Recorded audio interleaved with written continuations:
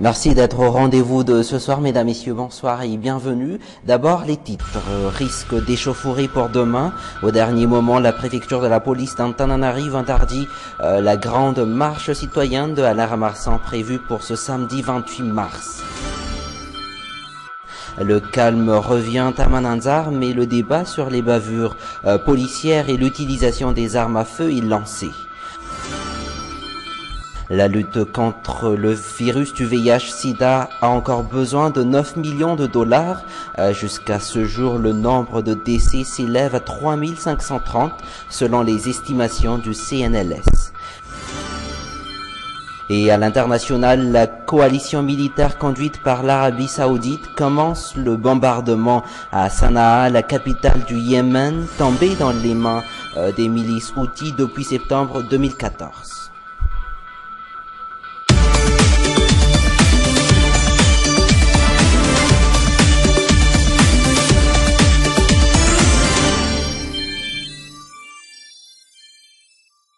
Voilà donc pour les titres et on commence tout de suite par cette décision de la préfecture de police d'Antananarive qui interdit la grande marche citoyenne d'Alain Ramarsan prévue pour demain. Le leader de cette grande marche sera de suite arrêté, averti par la même occasion le commandant de l'Hémorrhague d'Antananarive. Les précisions avec Aris Ariel et Nzar Ranjiantsou. Autorisation refusée pour la grande marche citoyenne de Alain Ramarsan. Le préfet de police de la ville d'Antananarive souligne que la lettre de la commune d'Antananarive n'est en aucun cas une autorisation. La demande nous a été donnée lundi. Nous avons analysé la demande et nous ne pouvons pas l'accepter car cette marche pourrait engendrer des soulèvements populaires. Donc il est normal que la préfecture de police refuse la demande.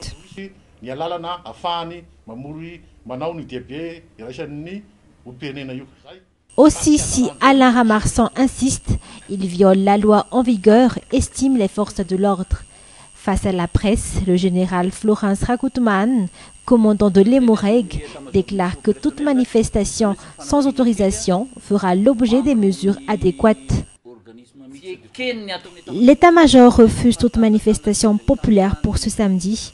Peu importe le nombre de manifestants, l'Hémorrhague fera en sorte de les disséminer et nous embarquerons les meneurs de ces troubles.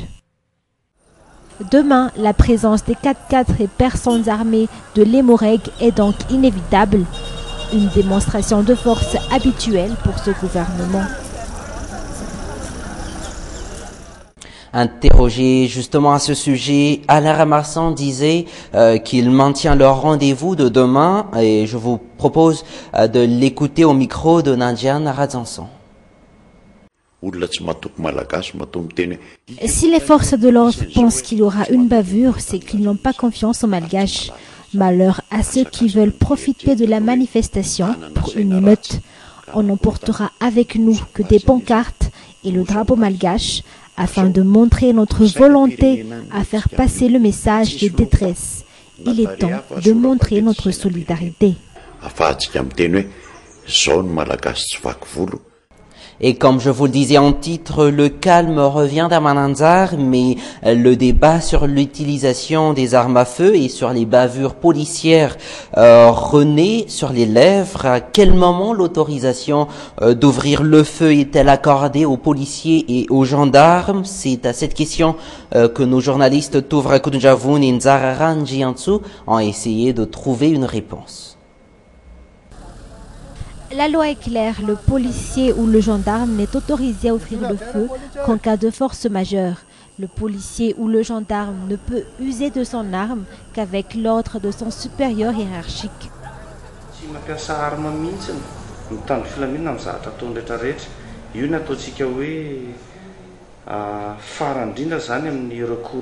L'ouverture des feux doit être le dernier recours des forces de l'ordre et proportionnel au danger. Tout doit être donc pris en compte avant l'emploi de l'arme.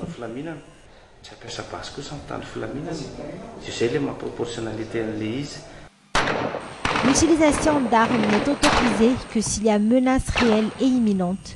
Autrement dit, la loi interdit formellement l'utilisation des armes face aux personnes en défense.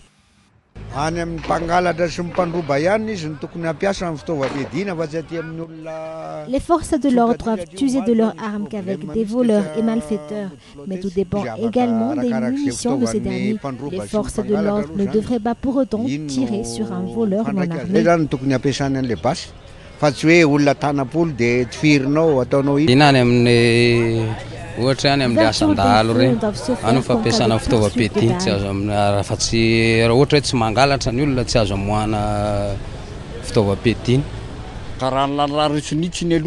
Selon la loi, je pense que les forces de l'ordre ne doivent jamais tirer une personne à bout portant.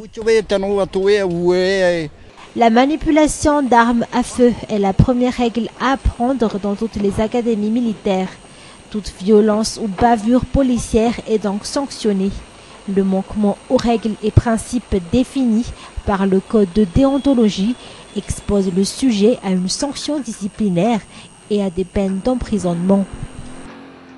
Toujours dans cette page de faits divers concernant l'incident d'un bout de flot hier, le commissaire central de la ville d'Antananarive a tenu ce matin une conférence de presse afin d'apporter la version des faits de la police nationale. D'après les explications du commissaire Germara Tirumbain, il n'y a pas eu de bavure policière, il y avait juste une violation des règlements en vigueur concernant la circulation en ville des transports en commun. Et en parlant de transport en commun, à moins de 10 jours de la fête pascale, le grand départ en province commence à s'organiser. Et comme à chaque année, les autorités seront strictes pour le respect des règlements en vigueur. Touvre Kunjavoun et Nzar Ranjiantsu ont visité le stationnement du Fasankaran. Ces brousses bondées, des voyageurs pressés, l'effervescence des fêtes se fait sentir à la gare routière de Fasankaran, une période durant laquelle les règlements sont souvent violés. Les coopératives s'empressent d'atteindre le nombre de voyageurs afin de limiter les infractions et les accidents. Un suivi régulier et sévère est en permanence effectué. Ces voitures viennent de passer par une vérification administrative. Ensuite, on leur donne un code avant leur départ. Les mesures sont strictes. La hauteur des bagages ne doivent pas dépasser les 80 cm. Chaque stationnement est doté d'un appareil de mesure. Un agent de police spécial effectue le contrôle. Cette voiture ne doit en aucun cas partir car les bagages dépassent les 80 cm de hauteur. Malgré une surveillance stricte des lieux, certains chauffeurs trouvent toujours un moyen pour enfreindre le règlement, surtout ceux qui conduisent sur la RN7. Les chauffeurs misent sur la prudence pour assurer la sécurité des voyageurs.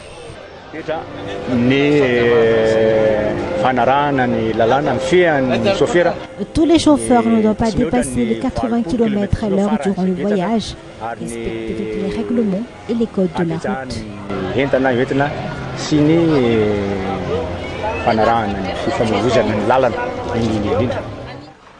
Il n'y a pas que les chauffeurs de la RN7. Grand nombre de chauffeurs sur les routes nationaux transgressent le code de la route. Une des causes des accidents routiers les plus meurtrières après l'excès de vitesse. Dans le reste de l'actualité, ce chiffre rendu public par le Comité national de lutte contre le sida, en 2014, le nombre de nouveaux cas est estimé à 381 dans 14 moins de 15 ans. Le VIH-sida qui a déjà tué près de 3530 estime le CNLS. Les détails avec Marna Tunjav et Yves Chanel. Selon les dictats de la société, seules les personnes au comportement désapproprié, telles l'infidélité, sont plus susceptibles d'avoir le VIH, plus communément appelé SIDA. Pour d'autres, le dépistage n'est donc pas primordial. Je n'ai jamais fait de dépistage vu que je suis déjà mariée et je pense ne pas être contaminée.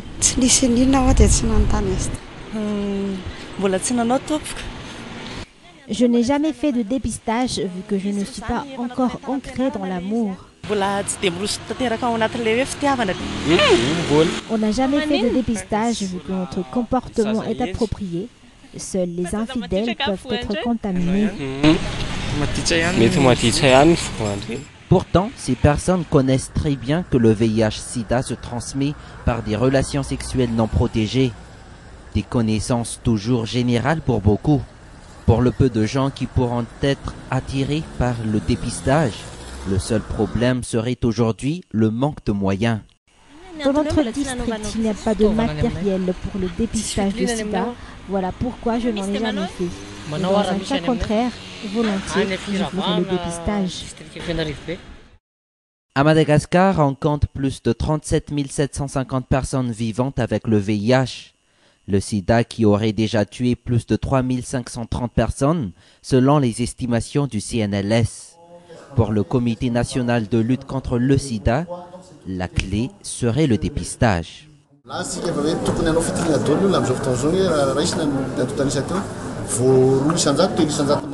Seuls 2 à 3% des Malgaches effectuent le dépistage, mais selon les dernières statistiques, il est primordial que tout le monde fasse un dépistage.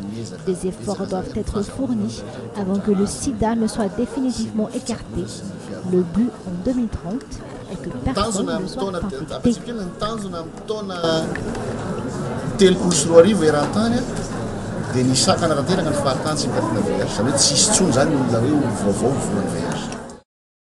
Madagascar atteindra-t-il cet objectif? Point d'interrogation. Jusqu'ici, la faille serait encore la communication et la sensibilisation pour le dépistage. Et comme je vous le disais tout à l'heure, la lutte contre le virus du VIH-Sida a encore besoin de 9 millions de dollars.